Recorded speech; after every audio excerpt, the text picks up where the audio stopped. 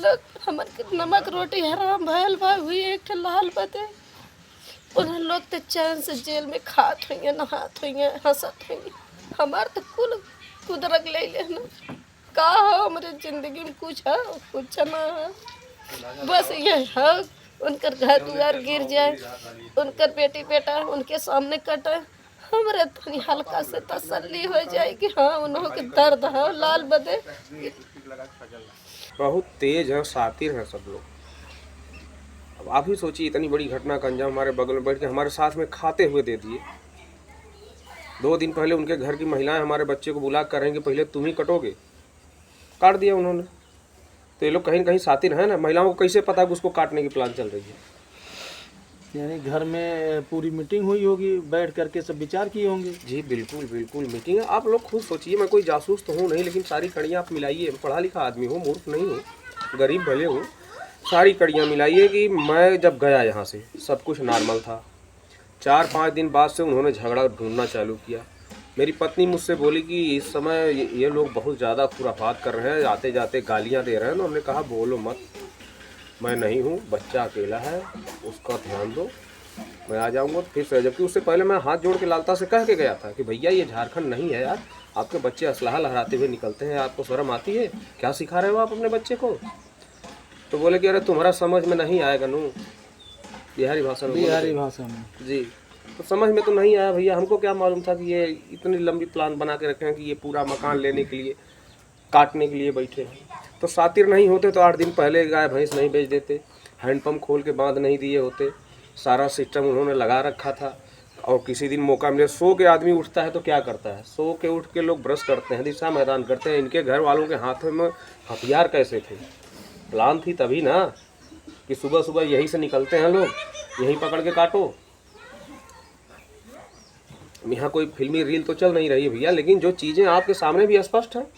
और हमसे मत पूछिए, मैं तो था नहीं, गांव वालों ने बताया कि ऐसा ऐसा पहले से करके रखे थे, लेकिन कोई समझ नहीं पाया कि क्यों बेच रहे हैं गाय भैंस, हैंडपम्प खोले क्यों बांध रहे हैं।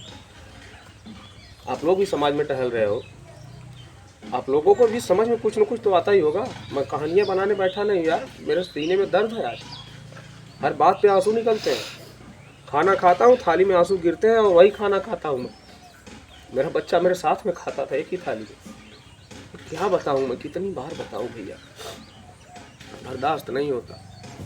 अच्छा, ये जो मकान ये आरोपियों का बना है, अब तो ये कंफर्म हो गया कि ये बंजर में ही बना है ना? भैया मुझे पहले से पता था कि वो बंजर है। 2004 में हमने सुलहनामा लगा दिया और हमने कहा कि भैया सारा चीज़ ले लो यार, पहले कब्जा हमारा था, उसका प्रमाण है, फोटो भी है। बाउंड्री वाल थी, मेरा मढ़हा था, बाउंड्री वाल पूरा उखाड़ के लेके चले गए। मेरा मढ़हा था, वहीं हमारी वो गन्ना पेरने वाली वो कल थी, क्या बोलते हैं उसको, कोल्हू। और वहीं हम लोग सोते बैठते थे, छप्पर डाल के वहीं रहते थे, गाय भैंस खाती थी, सब कुछ था। लेकिन जब ये ज़बरदस्ती करने लगे, हम अकेले इंसान, माँ पिताजी बूढ़े थे, मैं अकेला था, छोटा सा परिवार था। हमने कहा यार छोड़ो, ज़मीन बहुत है अपने पास, यहाँ से वहाँ तक सब अपना ही तो है, छोड़ो जाने दो, ले जाओ भैया तुम ही ले जाओ। मेरे पिताजी से ले जाके अंगूठा लगवाया हूँ, उसका कागज़ मेरे पास है। 2004 में सुलहनामा दिया हूँ, लिखित सुलहनामा कोर्ट में, न्यायालय में, कि हमको इस ज़मीन जायदाद से कोई मतलब नहीं है, इस मुकदमे से, इस झगड़े से कोई मतलब नहीं है। तो अब उनको ये मकान भी चाहिए। फिर जब से रिटायर्ड होके आए हैं तब से किसी को खाने नहीं दे रहे हैं।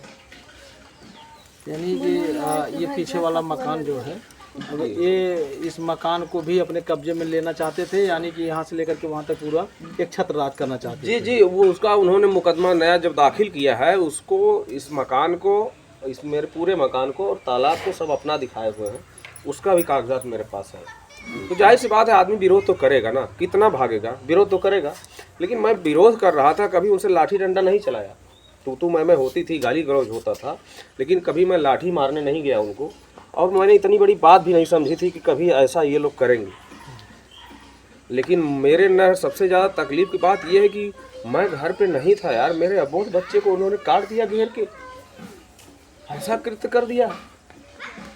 मेरा बच्चा बकरा था,